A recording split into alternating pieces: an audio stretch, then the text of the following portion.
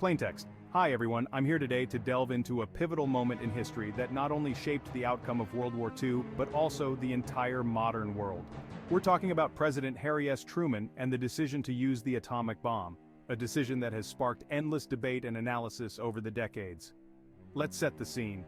It's April 1945 and Truman has just assumed the presidency after Roosevelt's sudden death. Less than 2 weeks into his presidency, he's briefed on a top-secret project that's chillingly described as the most terrible weapon ever known in human history. This was, of course, the atomic bomb. Fast forward to July of the same year, and the successful test of the bomb at Alamogordo brings this theoretical weapon into terrifying reality.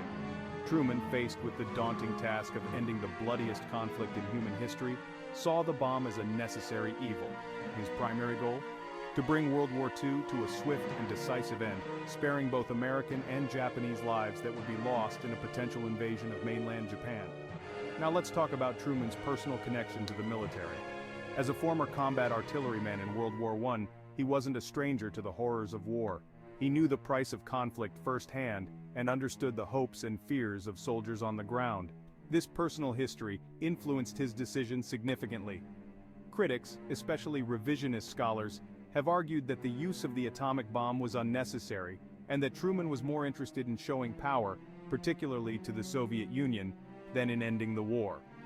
They suggest that Truman could have waited for the Soviet Union to enter the war against Japan, or continued with conventional warfare. However, when you look at the evidence available at the time, it's clear that Truman's decision, though fraught with moral and ethical considerations, was aimed at minimizing overall suffering and bringing a rapid end to the war. By August 1945, with the bombings of Hiroshima and Nagasaki, Japan surrendered, effectively ending World War II.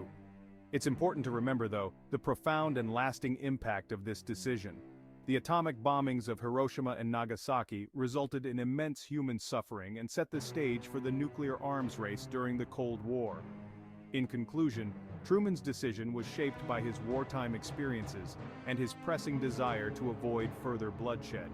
While it's a decision that has been both defended and criticized, it undeniably changed the course of history. As we reflect on these events, we continue to grapple with the ethical implications of nuclear power and warfare, a debate that is as relevant today as it was nearly 8 decades ago. Thanks for tuning in.